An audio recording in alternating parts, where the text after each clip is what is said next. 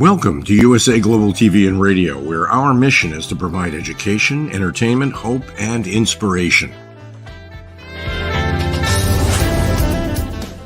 USA Global TV and Radio connects you with experts and audiences all around the world every single day to help you succeed in business and to live a richer life. Visit us at usaglobaltv.com to learn about career and life-changing training and mentoring programs like the Listening Mentor. Subscribe to our newsletter to stay informed about our special programs and offers. Discover how you can become a guest on one of our shows or a host or producer of a USA Global TV and Radio show of your very own. That's USA Global TV and Radio, where the doctor is always in.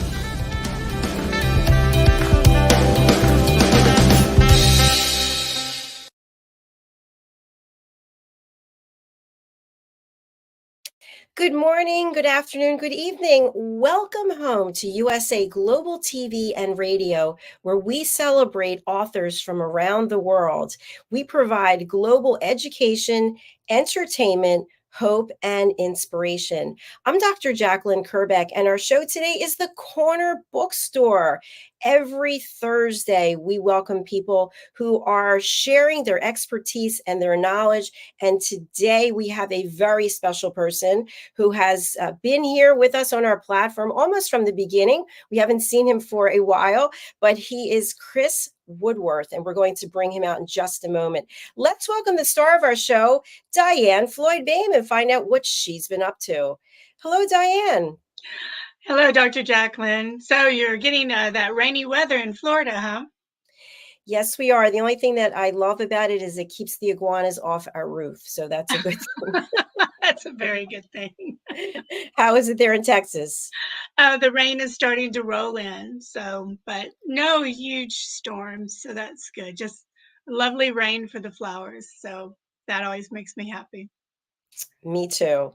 Well, I know that you have an upcoming book launch. You have your second edition of Rise, A Girl's Struggle for More. It's available now on Amazon. It already has become an Amazon #1 new release. Tell us a little bit more, and then we'll bring out Chris. Yeah, that'd be great. So yes, Ruby was requested by many people to learn more about her story. So in the background, you can see Rise, A Girl's Struggle for More there in the beautiful pink and purple. And now it's Ruby Takes Chicago. And it is a young historical fiction based on my grandmother and her journey. And I'm so excited that it made Amazon's newest young adult historical fiction #1 release. So that's really great. And Boomer, the Curious Bunny, continues to hop around and winning awards. So making a lot of children happy. Thank you, Dr. Jacqueline. Thank you, DIANN. And we'll be hearing a little bit more from Boomer later in the show. So, you know, DIANN, we were talking backstage, and this really involves Chris as well, so we're going to bring him right out. But you are an author of children's books, as am I, and I've thought so many times about doing audiobooks or doing some kind of animation, and I just don't know how to do it. I don't know anything about it. So we've got Chris with us, who is an expert. He's a British voiceover actor, very, very talented person. Let's welcome him to the show. Hello, Chris. Hello, everyone. Good to be back. And DIANN, congratulations on the book. Yeah. Thank you so much. Excellent. Thank you so much. I might have to have you be Ruby's husband when I do the audio. Okay. All right. Let's make it happen. Chris, you have really blossomed. I mean, not when we met before, which it had to be a year ago or more. I was really impressed with your work. Now I'm even more impressed with your setup that you have there. So tell us a little bit about your background, about how you got interested in being a voiceover actor. Sure. I'd spent many years as an animator, basically working in computer games, and growing up, I was just that person who was constantly doing voices, doing impressions, different things like that, throwing my voice and just having fun with it. And when it came to lockdown hitting, and I found myself animating from my own living room, I was finishing off working on the video game Lego Star Wars: The Skywalker Saga. It's crazy. I finished out my own living room.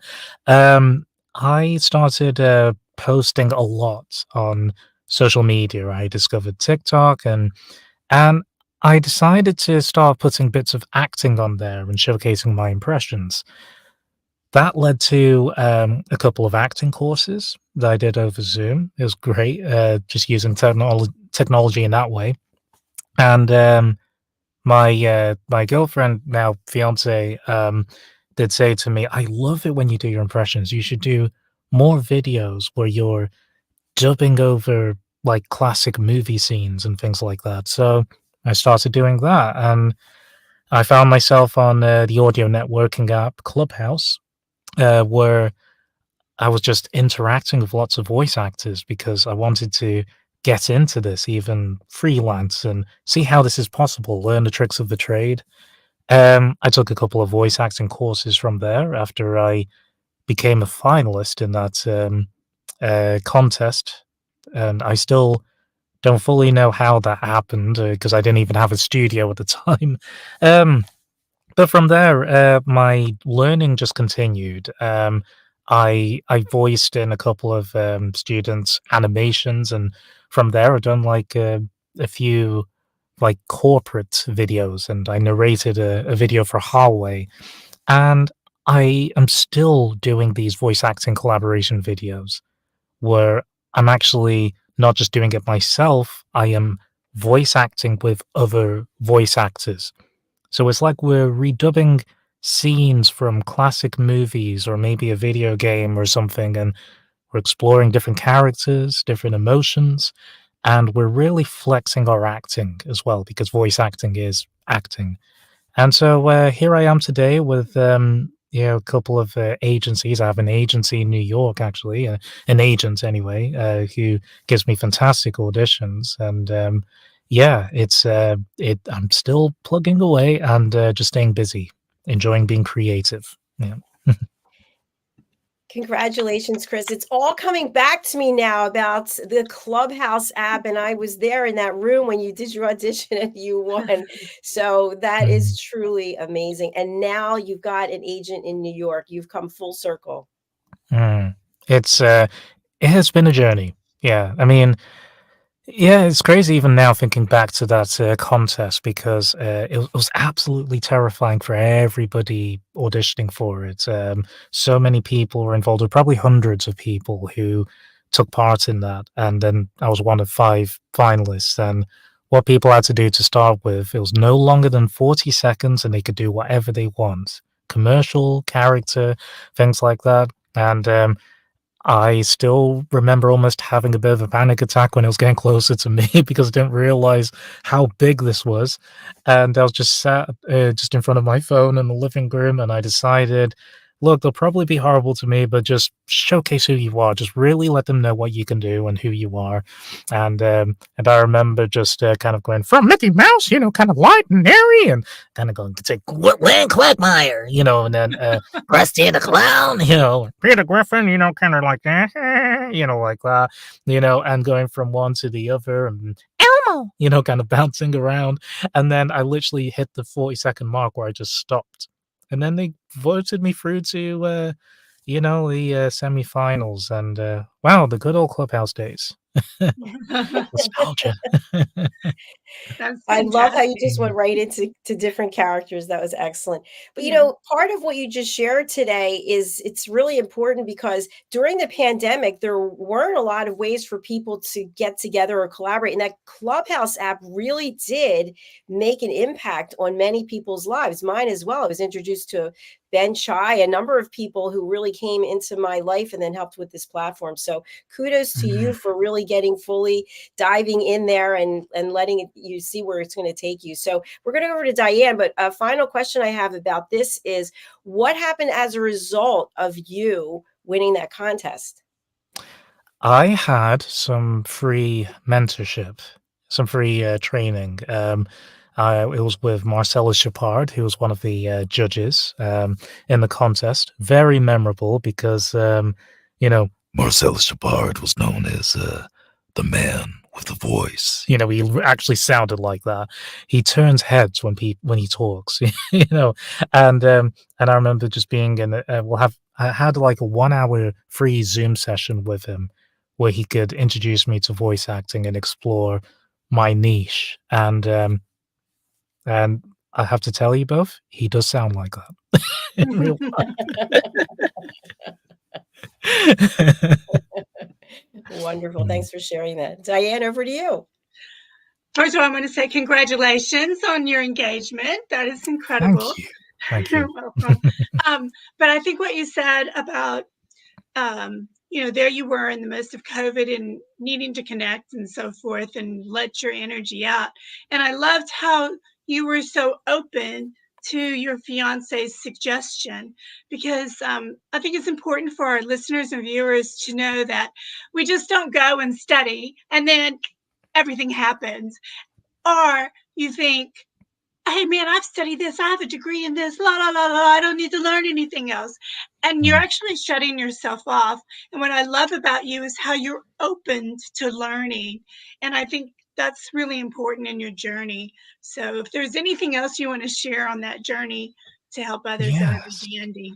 Oh, yeah, absolutely. I truly believe no matter what field you're in, the learning just cannot stop. You can't just be set in your ways. You have to be open to change, really. You have to be flexible, willing to change certain things, because, life is always changing, and the industry is always changing, and you really need to constantly be sharp, to work to be the best of what you do, really. And even though my fiance, just it's not involved in like acting or voice acting or something. I mean, she does have a good head on her shoulders, because she does understand emotion, feeling, intent as well, and she does have a creative mind as well.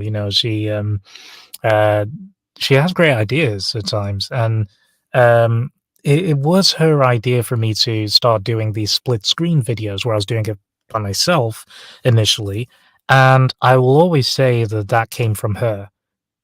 But then I kinda molded it eventually to working with other voice actors, and, so with me, even though, uh, with a certain element of voice acting, maybe like modulating my voice or something, um, I do get a lot of, I guess, praise or comments like on social media and everything, but I know that there are certain areas of voice acting that I still want to get better in. I keep practicing with, like, commercials, just, being authentic and just being me, without sounding like I'm reading or without sounding like I'm trying to sell something. I have to sound like I'm actually talking to a close friend that I trust. Um, so these are things that I constantly want to keep learning and to keep improving on. And I learn in different ways, not just through classes, but through experimentation and being creative, and also interacting with my fellow voice actors as well. That's fabulous. And you're so spot on when it comes to being truthful, because whether it's voice acting or you're on stage, film, whatever, we can tell, the audience can tell if you're truthful because they won't buy into your character. So kudos for you for making sure that you bring your audience along. Dr. Jacqueline. Thank you. Absolutely. Chris, as I mentioned to you just at the beginning of our show, Diane and I are authors of children's books. We have a friend who's also an author of children's books. We know a number of people who are. What's the next step after you publish the book? When do we bring you in, and what does that process look like? Well, I know I mentioned like Marcelo Shepard earlier, Man of the Voice. He was like the first person to say to me after he took me through different scripts that yes, animation is your niche and things like that, but at the same time, I think you should do children's books. I know you don't want to do audiobooks because they are a lot of work and it's like all these pages and just at times it's not somebody at the other end recording. It's you who's expected to record and send all of this stuff in. But children's books the beautiful thing about them is that they are shorter, but there is just a bit more scope of fun characters as well, where you have characters that can just be very grounded and very genuine, but then some of them that can just be a little bit more, I'd say, just more spritey, happy, joyous, characterful, if that's a word. I don't know. I would say, yeah, after doing a bit of research in terms of turning your children's book into an audiobook, um, you could possibly, I mean, if you had a voice actor in mind, it could be me or somebody else, um, uh, send them just maybe a tiny excerpt from your book, that involves not just the narration part, but has some characters' dialogue in it as well, and just get them to submit like an audition using that excerpt, and that way you can really gauge if, yeah, this person really understands this book, this story. They will bring my characters to life. They will bring the story to life, and they have to be the kind of voice that people can just keep listening to in their ear, really. So um, yeah, I would say maybe possibly talk to your publisher or someone, research like the next step in terms of getting it to recording, but also keeping somebody in mind. I'd say a voice actor in mind. Thank you. That makes a lot of sense. And you mentioned publisher. I know for me, I'm self-published. I work with one of our team members, Red O'Laughlin. DIANN has publishers. So DIANN, you might have a different journey than I would. I thought you gave really great advice. I'm working on moving into that genre. And it turns out that my publishers have their set people they work with in regards to what you need, what sound system, and making, all the technical stuff. And also that you gave really great advice on having people audition for that sound. And just because you wrote the book doesn't mean you should read it. you may not have that voice, Some people naturally seem to have that voice. Yeah. I think it's even one of my favorite books is Yes Man by Danny Wallace. And I remember I actually read that entire book on Clubhouse. I challenged myself because even though I knew I didn't want to go into audiobooks, I thought, hey, let me step out of my comfort zone and try that. And because I've heard his audiobook, aside from just reading it, I heard his audiobook. He was the one narrating it. He has such personality. I could just listen to him over and over again. He understands the little emotional nuances when things are serious as well. And yes, it's yeah. So yeah, there's quite a few authors that they don't really feel right about doing it. Like I'm not really like a reader out loud. I can't do it. I need to find someone who can give this do this justice. And so yeah, that's what you do. Put out some sort of casting call, to voice actors, or reach out to one or two voice actors that that you do like the sound of, but you just want to try them with the script, just some of your book. Absolutely. Excellent. Thank you. And we were talking a little bit about animation. Tell us about your experience with animation and how can it bring value to the authors out there to take what they've created to another level? Oh, animation. It's yeah, animation. What can I say? It's just so much fun for a voice actor. It's challenging in different ways because with animation, you can't really sound like you're reading. It's basically taking dialogue like a script and really making it your own. And through my training, I've really learned to I guess keep it grounded, but make it seem like maybe your character is actually doing something while talking, and make it clear who your character is talking to. And so it's more than just, being able to do a crazy voice or a different accent, which I can do. It's because all of that is nothing without the actual acting, and that's why I took a couple of acting courses first. And so that's the difference between animation and the audiobooks. So maybe turning a book like eventually into an animation, like down the line. Yeah, I'm not 100% sure like of that process, because I haven't experienced that before. But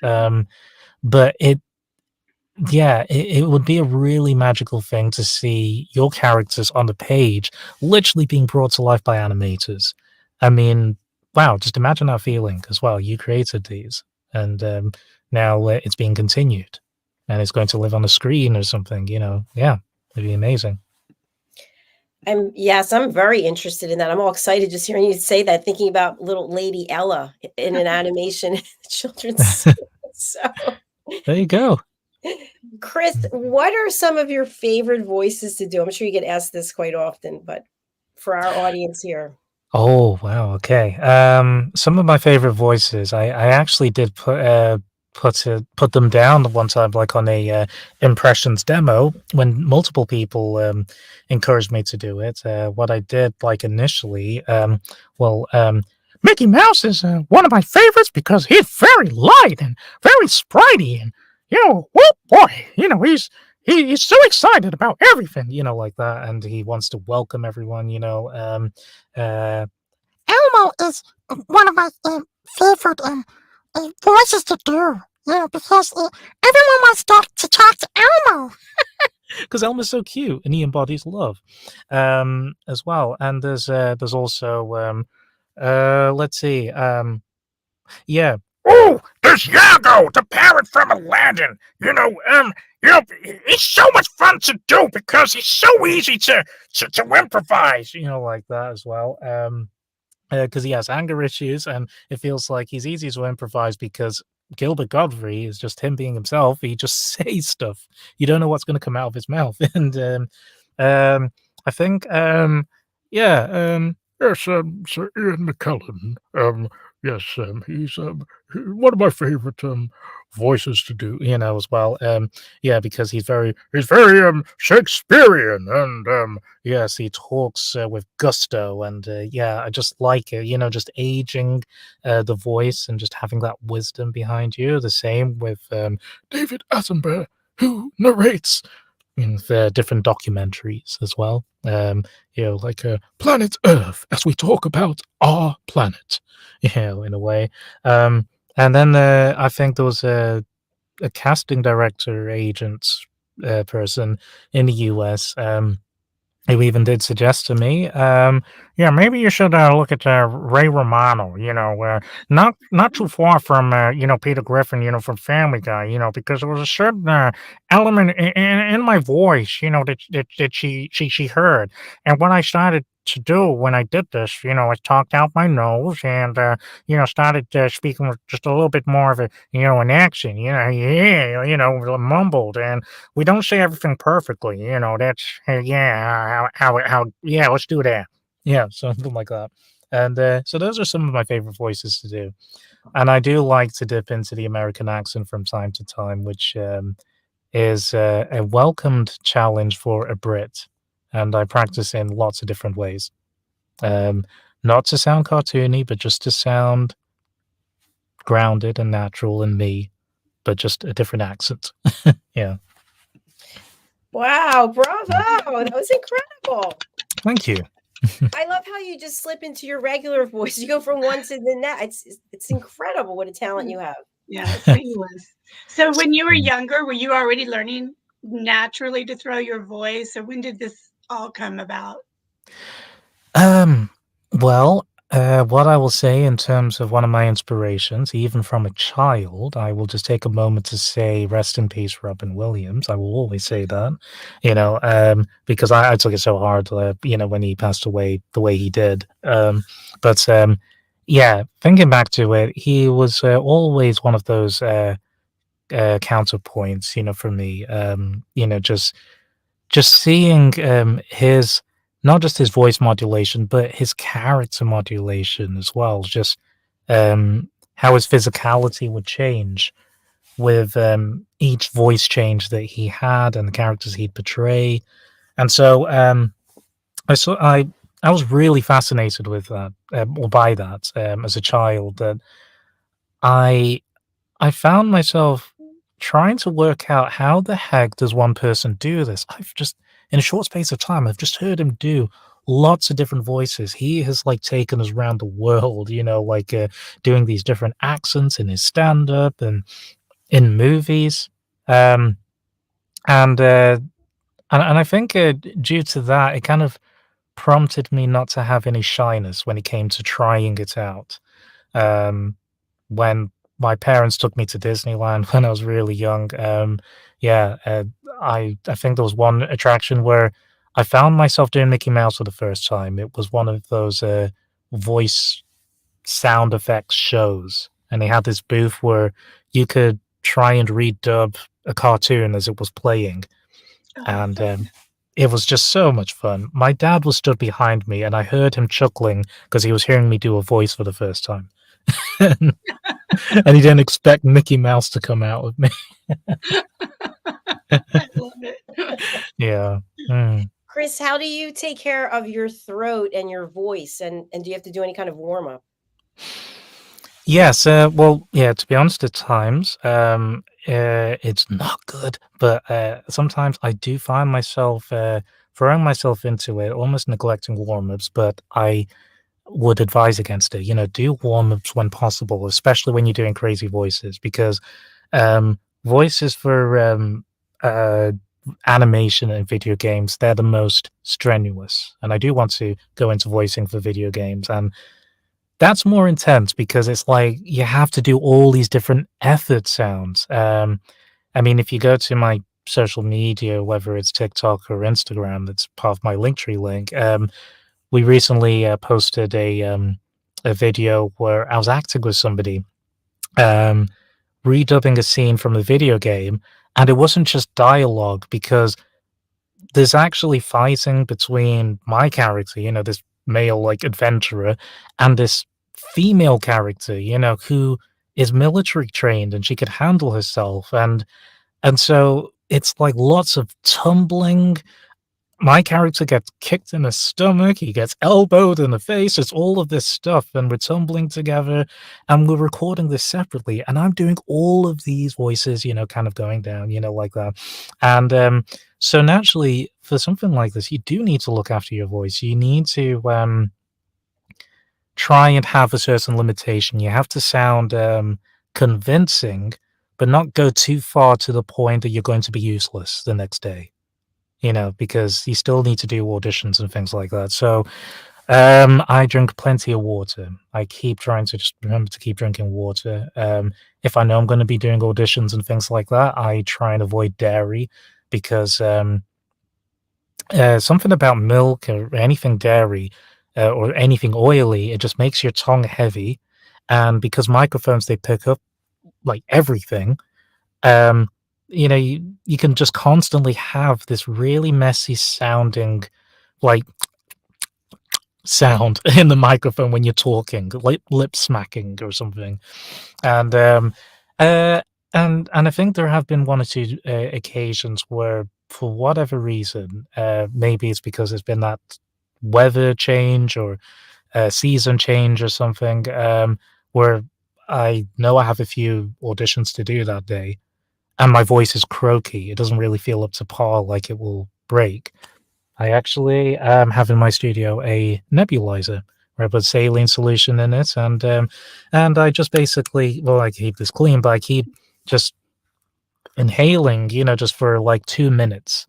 It's kind of delivering saline solution particles to my vocal cords directly, and it's like it's lubricating things a bit, and I'm able to keep going. So vocal health and making sure you rest as well, very important. Yeah. What great tips. Thank I'm gonna you. go get me a nebulizer. Right. I'm even thinking I'm not having any dairy before I do a show. That's a really good point. Now, I knew about dairy from singing, and the first time I heard about it was in high school and everything. But ever since then, a vocal coach would be like, did you have dairy today? I hear this little frog, and it Mm. does do something to you, absolutely. So It's yeah, really dairy. interesting as well, yeah, so that's why I mean, I don't really miss dairy much, or anything like that. Maybe last thing at night, I'm okay having some ice cream or something because 'cause I'm done with, auditions, Yeah. but just as an extra example, though, I still remember, well, my fiance and I, well, her name's Kirsty, by the way. I'm not going to keep saying my fiance. Well, we're going to go and see like one or two shows, like even towards the end of the year, even Hamilton. We're going to go see that, and I still remember one time we went to see Craig David in concert, and we hadn't been to a concert in a long time. So Kirsty is right next to me, just really loud, just kind of saying like, "On Friday, come the party," like that. And I am there, like, in the crowd that's singing along, and I'm there just kinda going like that, because I'm trying not my best not to scream with everyone else or yell because I don't want to be useless that night. So, it's a trick to, try and get yourself to not to be loud and scream at concerts and everything and just blow your voice out, so, yeah. Another great tip. Mm. Do you find, Chris, that when you're in social situations, you just start slipping into different voices, or are you pretty much yourself? Yeah, majority of the time I am myself, but, um but sometimes people do request for me to do a voice or Kirsty, if we're around at the neighbors and they have very sweet children, and, or meeting Kirsty's friends and they have children, and, I haven't met these children before, but Kirsty just kinda says, like, "Hey, do you like Elmo? Do you like Donkey from Shrek? Chris, go on, do it," like that, so, yeah, or if I'm, maybe uh, sharing a story. I found I found that not long ago somebody was asking me about a very important audition I had and how I prepared for it, and I told them I actually got some help with this audition. Preparing for it. It was this audition coach basically. He's a voice actor veteran called Mark Cashman, and and I described we had never spoken before, and I paid for like a short session with him. We linked up, over video, like that, and I found myself describing it to them, how he said that you just need to have your microphone in this position.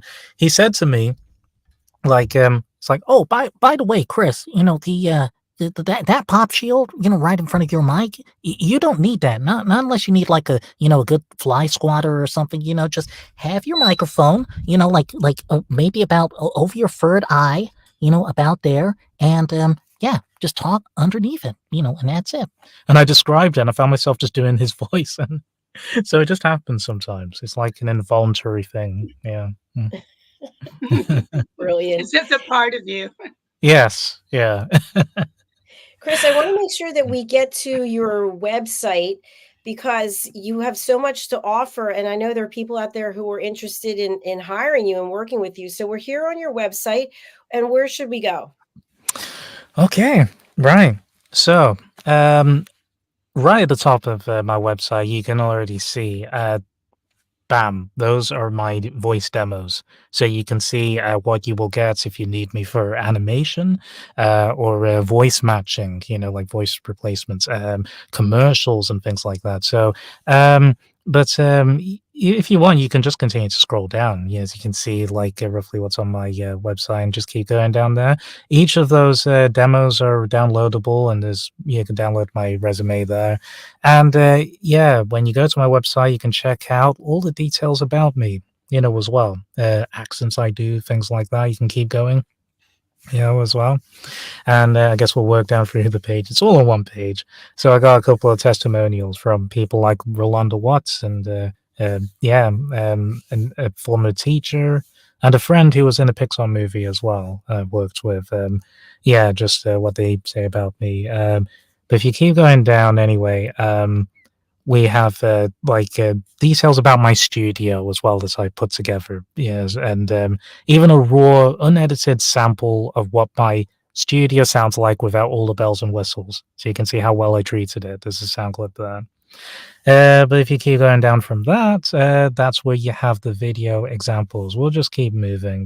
There's the video from hallway, and there's a key to happiness video I did just to showcase me, just genuinely being me. There's an animated short film I did, a California accent for a adrenaline junkie character, which is quite fun. Yeah, and you can see also, carry on down, the voice acting collaboration videos on my YouTube channel and clients I've worked for as well. And then we reach the contact section just below that, where you can email me directly.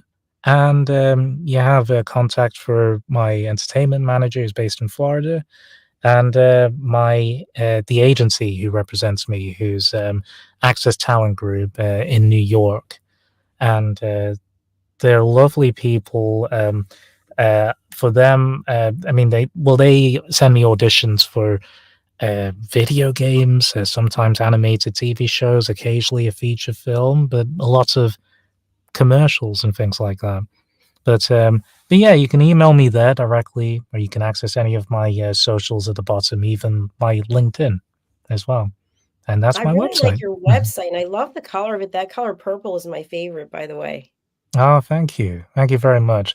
Yeah, I mean, even though my resume is on there, like downloadable, I'm even currently working on revamping my resume, even the look of that. As well, so watch this space, it will change to look better. So yeah, I'm constantly revamping things. Yeah. Well, if there's anything you want us to click on or go to, let me know. Oh, okay, right. Actually, as an example, if you'd like, yeah, just go straight down to the bottom, and all the way down to the bottom. As an example, here's the YouTube link. Yeah, you see the YouTube symbol? Click on that. Yeah. So if you click on that. Let's see, will StreamYard take us there? No, we have to actually stop sharing and then reshare. It doesn't work that way for some reason. Okay, we're going to your YouTube channel. Here we are. Okay, all right. Well, yeah, just as an example, if you just at the near the top, if you click on videos. Anyone in particular? Oh yeah, you see the top tab where it says videos. You're on home right now, and it says videos at the top there. Yeah, like that. Yeah, we can go to the key to happiness, and this is something where I just shared what I am authentically like and what people would get if they just wanted my natural voice. Okay. Yeah, and you can have a look at that. How many of us, I wonder, remember that childhood moment when we experienced happiness as a state of being? That single moment of untarnished joy, that moment when everything in our world, inside and out, was all right. Everything was all right. And now we've become a colony of adults, and everything is wrong all the time. It's as if we're on a quest to get it back. And yet the more we focus on our own personal happiness, the more it eludes us. In fact, it's only when we're otherwise engaged, focused, absorbed, inspired, communicating, learning, discovering, dancing, for heaven's sake, that we experience happiness as a byproduct, a side effect. Oh no. We must not concern ourselves with the pursuit of happiness, but with the happiness of pursuit.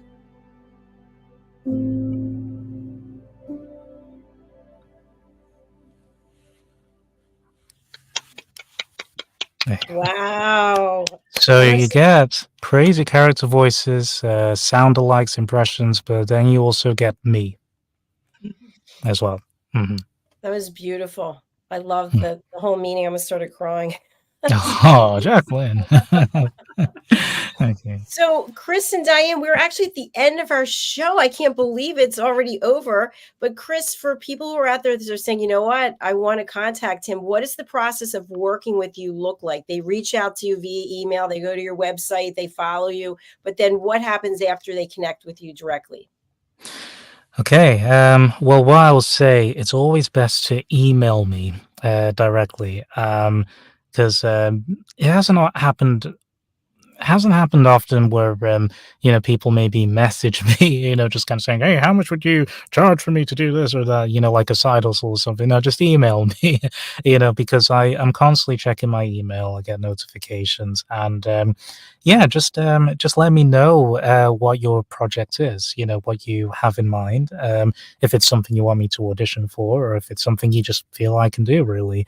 And just let me know as many details as possible, like if it's like a video, that you need narrating, if it's going to be broadcast, or if it's going to just be on maybe YouTube, is it just going to be online, or things like that, and I will send you like a quote, or you can even let me know what your budget is. We can just discuss it, take it from there, really. And just to let you know that it's always my aim to make sure that the client is happy, if you hire me, because I'm here to really take direction and to reach that sound that you want, or possibly surpass that if you're not sure, to be that problem solver for you as well.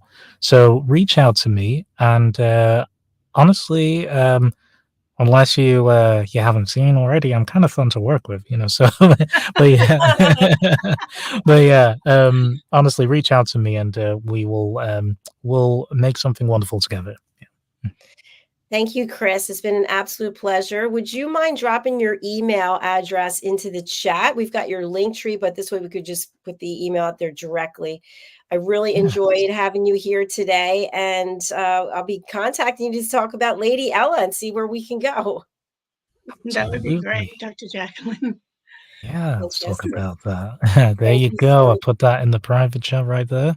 I've got Chris, it it right was an here. absolute honor to interview you, and I hope you'll come back and be on our show and let us know. I know there's going to be new projects around the corner, and you're like, oh, I'm so busy now, I don't know what to do. It takes, honestly, in voiceover, it takes like at least a few years to start getting some traction. But I think it's just about perseverance and bettering yourself, and that's what I'm doing. And yeah, you know what? It's been a pleasure being here. Happy to come back sometime. Really nice meeting you, Diane. Finally speaking to you face to face. And Jacqueline, Thank always you a pleasure. again. Yeah, Yes, Dr. I'll be in Jacqueline. touch, Chris. Thank you. Thank All you. right, bye for now. Bye bye. Hi, Bye. everybody. I really love that, Diane. And people come in and out of our lives for a reason. I know I had reached out to Chris maybe a year or two ago, but it wasn't the right time for me. But as things change and we learn more, and it's now it's time. So I'm excited to contact him. We need to close out because Twining Tea is waiting for us. So Diane, what's the best way to get in touch with you? And who would you like to contact you? Yes, I'll be happy to share that. But also, Dr. Jacqueline, I thought of you the whole time. All your books should actually be animated in audio for sure. I've always felt like that. A school teacher in me comes out with the kids wanting to, when it's animated and it's a touch screen on the computer, the kids have so much fun making Lady Ella talk, or the zebra, whomever. So yeah, I'll be excited for you to do that. And as far as people reaching out to me, my website, DIANNFLOYDBOEHM. And that's the easiest way. All right. Well, thank you, Diane, for being here. It's been another fun show. And we didn't even run the sponsorships, so we're going to run them later. My Well, apologies. no problem. Chris was so, I was just like this the whole time backstage so yeah, it was fabulous. So It thank was you. excellent. Thank you very much. Just a quick shout out, especially for Dr. Madeline Chan. Our book is very close to being a bestseller. It hasn't come out yet. I was up all night. We were number 5,000 and 6,000 in different categories for this book. And now we're number 2 and number 4. I don't know where it is now. But if you have an opportunity to pre-order the book, because Dr. Madeline Chan has not yet been an Amazon #1 bestselling author, and I would love that for her. So you can go over to Amazon for that. All right, everyone. Thanks so much. Thanks for being with us. Please do subscribe to our channel and reach out to Chris Woodworth. He's very talented. He's here to help you. All right. Bye, everyone. Bye, everybody.